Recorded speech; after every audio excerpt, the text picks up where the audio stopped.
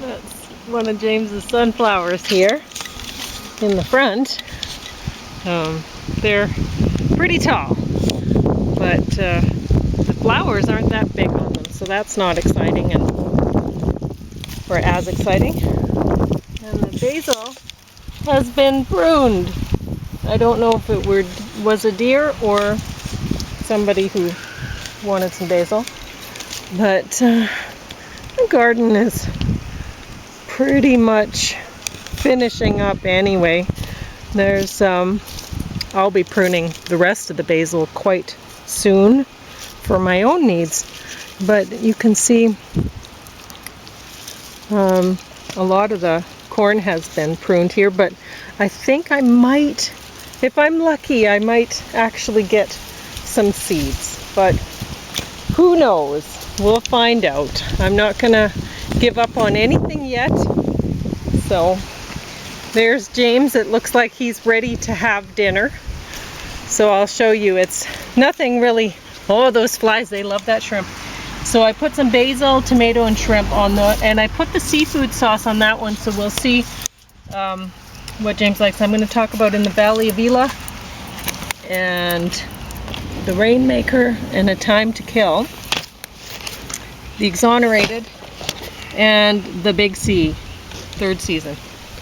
So, oh, and James took my chair because he doesn't want dinner. I guess it doesn't look that appealing to him. I thought this was the chair that's maybe a little bit better. It is, but it's just that I put us in a different location, and so the table won't fit in front of that chair, and I'd already set up that chair, so that's how it ended up. But anyway, so if you like with the basil, I can certainly get you more, because we have basil to harvest, and I thought may as well. And those tomatoes are from the garden too. Yeah. There's some of James's Roma tomatoes from the Victory Garden. Huh? It's going to seem kind of like I'm an ingrate, but I'm just going to eat the shrimp separately. You can do whatever you want. I don't care. Because it's kind of a trick getting them out of the shell. Whatever. I don't care. So I thought I was going to be too cool in the wind, but I'm still feeling warm. So it's this fairly is warm today. Yeah, it is. It's a nice day. So, in the Valley of Elah, about top of the stack, and right away when I showed this to James, he said, "So what is it about Palestine or something like that?" Or Mormons. Or I don't know what he said. So, but he guessed like it what Hebrew it was. Name. But it has to do with, they explain what in the Valley of Elah, what that means in the movie, so you don't have to have an encyclopedia for a brain like James does, so to figure this out. They explain everything, and then it happens, or later on, or whatever. And yeah, so, oh, I forgot to tell you, if you haven't been tuning in lately to our Dinner and a Movie shows, it's a Susan Sarandon Marathon. So she's in this, and she is not in the Rainmaker and A Time to Kill, because this was volume 2 from the John Grisham collection, which volume 1 had Susan Sarandon in it. So I didn't know which volume would have the movie she was in, so I put both on hold and I watched both. But actually, of the John Grisham collection, I thought that the Rainmaker was the best of the movies by far, actually. And I'm not a huge, like, Danny DeVito was in it, a bunch of people were in it, but Claire Danes, Mickey Rourke. So anyway, there were a lot of good actors in the Rainmaker, so that helps, right? I mean, I was looking at it and I saw Matt Damon and I'm like, oh dear, this is gonna...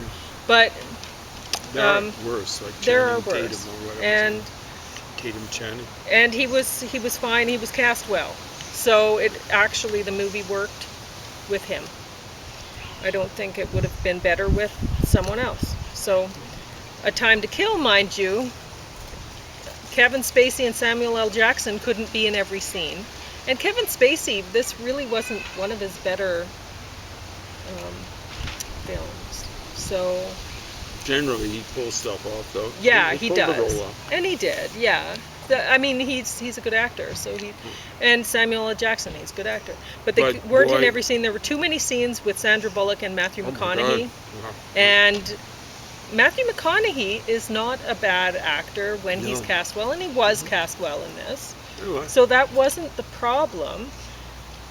But it's not good enough to pull along someone as wooden as Sandra Bullock. Yeah, there was one scene in particular where she was talking, and I'm like, oh my gosh, please shut up. I don't want to hear anything you have to say. And then the next scene had Ashley Judd given a big lecture or whatever, talking to Matthew McConaughey. And I was just like, wow, this is even worse, you know? And then there was a third scene, was it with Samuel L. Jackson? But it was like 3 draggy scenes in a row. Yeah, they had some problems there. After a huge big culmination in the courtroom or something like that, it was a real, wow. But the Rainmaker, I would say it's worth watching. The Time to Kill, no, I would say very much not worth watching. I mean, all of these movies were quite long, really. Yeah. So, with Time to Kill, you were saying was 3 hours You long? need a lot of time to kill to want to watch A Time to Kill. It feels more like Time to Murder. And The Pelican Brief, boy, that was long too. Pelican Not So Brief, is that what Not So Brief, yep. I don't really know, I don't really have anything to say about these. They're just fiction, whatever. But I'm going to talk about this casting. Is quite artful fiction. Oh, you want to talk about Time to Kill? That was the one about the KKK, right? Yeah, that was. No, I think that dates from the mid-90s or something like that. Well, that's another thing about that story. Just wasn't nearly as well written. Because I was saying early on, this just doesn't seem believable to me. What, this is supposed to be set in the mid-90s or whatever, I would guess. And the KKK was exhibiting a high profile out in the daytime in their robes and stuff like that. Yeah, and there was, like, people... It's okay. I guess I'll tell you a bit about the story of Time to Kill. So, there's you can save people 3 hours if you give this story away. A 10-year-old girl is raped and almost murdered, like attempted murdered, right? Left for dead, but she lives. By a couple guys who have the Confederate flag, I think, maybe hanging in their back window of their truck or something like that. And so they're not nice people, obviously. But anyway, and they think they're going to get off. And the father of the girl thinks they're going to get off too. And so, which is really bothering him, of course, because his daughter is... Oh, she's in bad shape. She's in bad shape, and she's whatever. having trouble seeing in one eye. Yeah. And she can't have children. She won't be able to have children after what's been done to her, and she's... anyway, so it's very bad. And I was saying to James, I just don't believe that this would happen, you know, that this... I said if this was maybe the 1930s or something like that, 50s. then I said maybe the 50s, you know, that Early 60s. Then maybe I believe it, but I just don't believe this. And anyway, and then the story just kept going. Like the father ends up killing the guys, and so the story is about his court case. The father's. Will he... For murder, trial for murder. Mm-hmm. And anyway, so that's what the story's about. There you go. You don't need to watch it anymore. Well, I'm going to talk about casting. Samuel L. Jackson. Oh yeah. is portrayed as being this passive, really, sweet-talking guy. Samuel L. Jackson, like some of the best movies I've seen with him, he's playing guys who are like lugging around guns, and he always has this. I don't know about that. Everyone thinks Samuel L. Jackson's a nice guy. I think so, but he's dealing with bad people, right? Yeah, he always has something snarky to say. It's Not good when he has a little bit of comedy to it. Of course. So he's. And this you get the impression, like you're going to get some lip from him. Mm-hmm. Yeah, that is better when he's like an action actor sort of thing. He's totally miscast in this role. Horrible. Donald Sutherland, great actor, but I don't know. He's just there for. Oh, and we should mention Patrick McGoohan. He did an awesome job. So. He stole the show, as far as he I'm did. concerned. He should have been in every scene, and maybe the movie would have worked. His southern accent, hugely convincing. Yeah. At first, I didn't recognize him. No, I didn't recognize him at all. And then James said, "Oh, that's," and I was like, "Oh my gosh, you're right." The guy was the prisoner or whatever. Yeah. I think his natural accent is something British or something like that. He's incredible. He's still playing someone who's looking down his nose at people, but so the energy is somewhat similar, but stunning sort of stuff. He made it almost worthwhile, I think. Yeah. So both of these movies here, the A Time to Kill and In the Valley of Elah, they're gonna make you feel uncomfortable watching them. They're both uncomfortable kind of subject matter, whatever, and pretty heavy, right? But this one was told much more artfully, and this is like, if you go, this is like this high above this one in the stack. Like it's not, there's a huge drop off after In the Valley of Elah, as far as I was concerned, with the rest of the stack. And really the Rainmaker, that one's worth watching too though, but I don't know about the other ones. I will mention the Exonerated, and then James might talk about all this stuff again after, comparing whatever.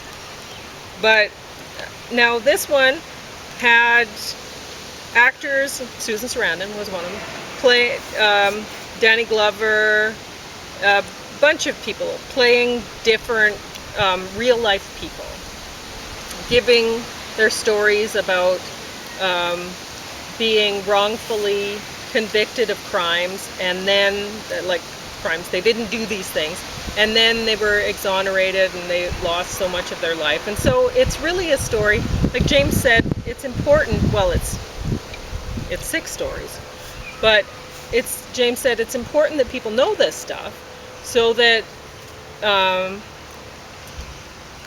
they don't think, oh yes, for the death penalty all the time, whatever, because sometimes they get things wrong. And what do you do if they get things wrong? Way too often they get things wrong. So, and you've got to have these people alive so they can be exonerated. Yeah. So, anyway, and one of the guy's stories, prison's not a fun place for anyone, I would imagine, except maybe Ricky from the Trailer Park Boys. He seemed to think it was great. That's a fictional character.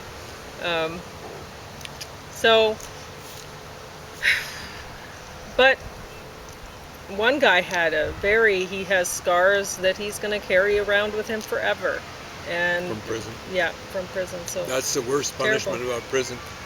Getting stuck with other prisoners. So at first I was watching this, and I'm like, why did they get actors? Why didn't they get the real people out there to tell their story and whatever?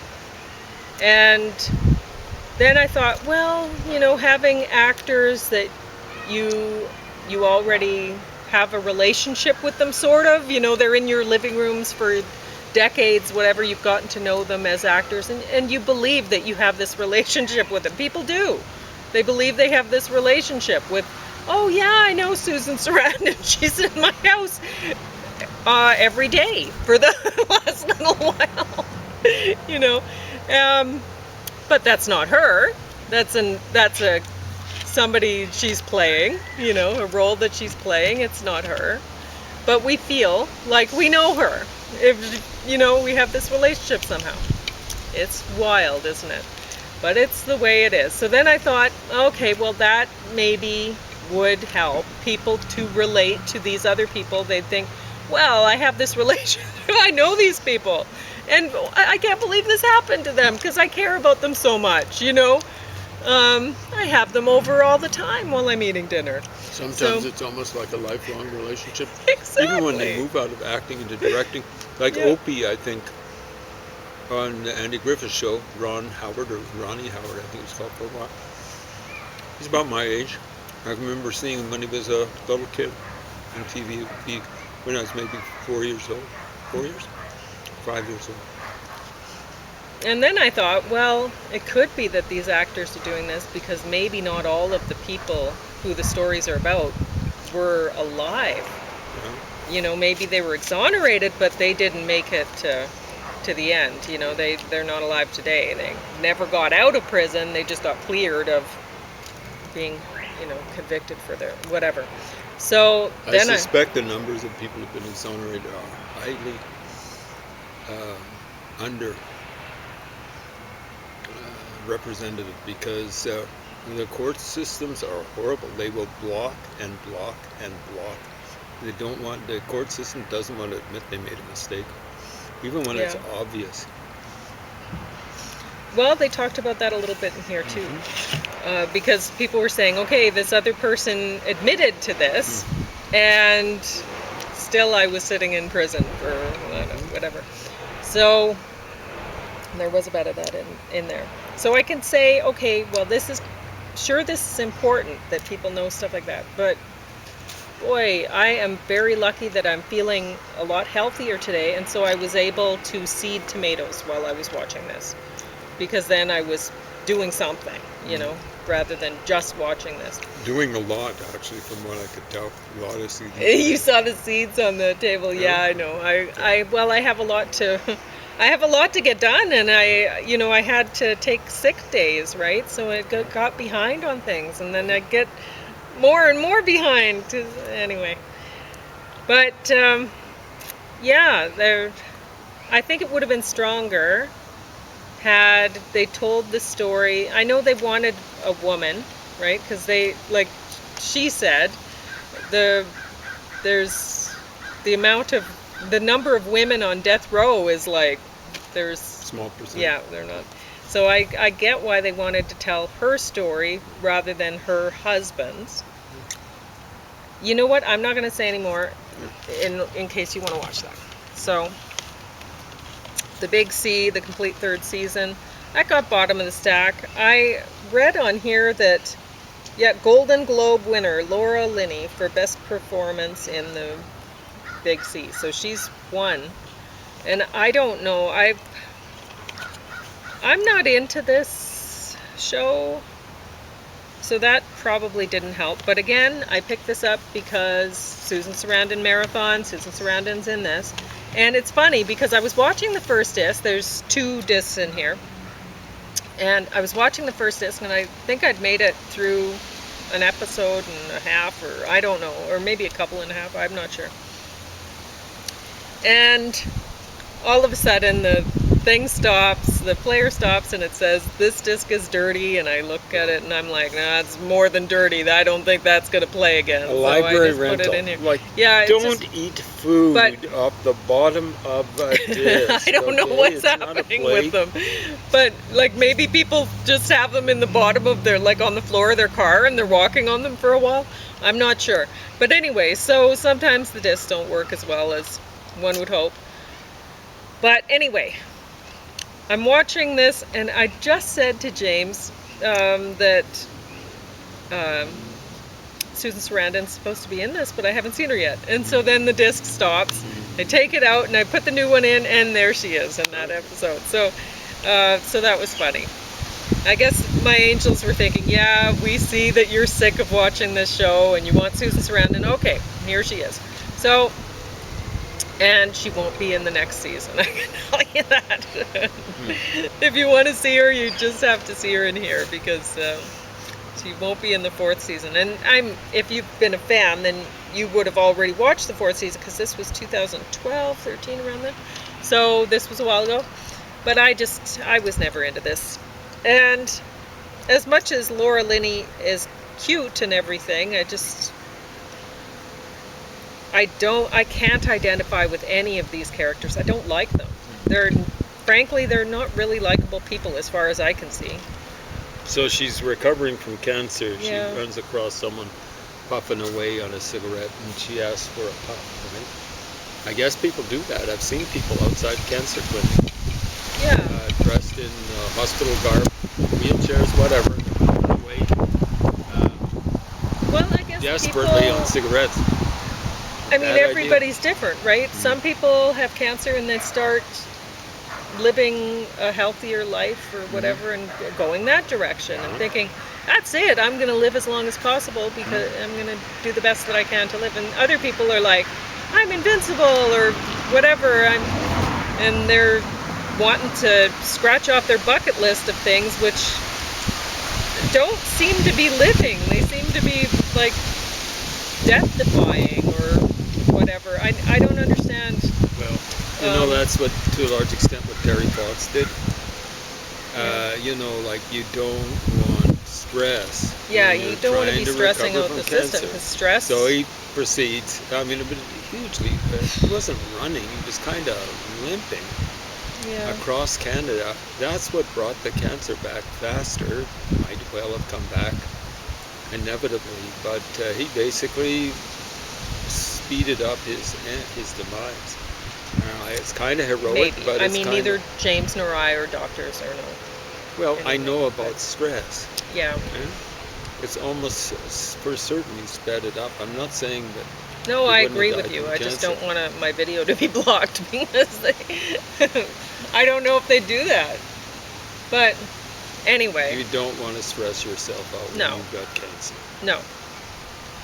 You want to minimize your stress. You want to get exercise, but not like that kind of exercise. Not every day. Give yourself time in between exercise. Even when you're in your mid-20s or whatever age you was, you got to give yourself at least a day in between. You don't want physical, and you don't want mental stress, and you don't want the combination. But there's just too much drama, too much fake drama. Honestly, I have a hard time watching, even though I really like Susan Sarandon as an actor, I have a hard time watching her stuff because there's a lot of drama in it a lot of the time, and I don't believe this drama stuff. And plus another thing, if I wanted to watch drama, like life sort of stuff, fake life, I'd just go live my life and not watch. I don't want TV to watch. I don't need to watch somebody else's life. I have my own that I can live. Anyway, what do you think? Well, you're saying this is a comedy about cancer. Well, it sort of is. It's trying to take it lightly or whatever. And I don't think there's really anything too light about cancer. How much time? 5? Yep. So go ahead. Now I think I can put this on. I don't go around saying, I'm beating cancer like a rented mule, or I'm beating cancer like a used carpet, or whatever. You better respect cancer, and don't go around making jokes about it and stuff like that. It's very serious stuff, unless you got something like skin cancer, and skin cancer that's not. She might have in this actually, but in any case, I think things metastasized. Whatever kind of cancer she had, she has tumors and stuff. So. Yeah, it'd be serious stuff. Yeah. Skin cancer. It's very serious. The usual type of skin cancer. It's in the fiction. That is. It's almost impossible to die from. You want to get it excised or whatever before it gets disfiguring. But, that's about it. But it seems a little bit wrong to be joking about it. You better take it seriously. What about this Valley of Elah? What was it about? Oh, it was great. It was. It's not There's the Louis. sort of thing that Did I get the name right? Louis? it's windy. It's not the kind of thing I'd normally watch. It's about, well, I guess he was an ex-police officer or something, and his sons are Military police. military. Okay, MP. he's military, ex-police, military police. Mhm. Okay, and his sons were in the military, and one of his sons, he gets a phone call that his son's AWOL, and the other son had died in the military, and he gets a phone call that his son's AWOL, and it turns out his son's been murdered. And so it's about trying to find out what happened. And there's some very uncomfortable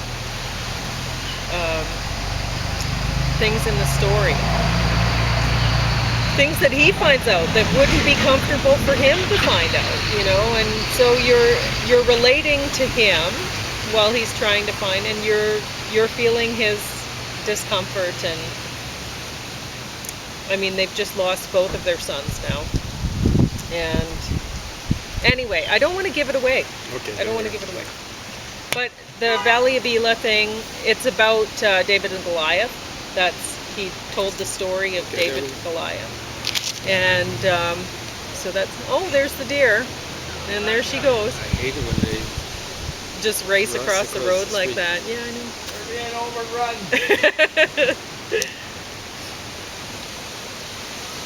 Anyway, yeah, it's Valley of Elah.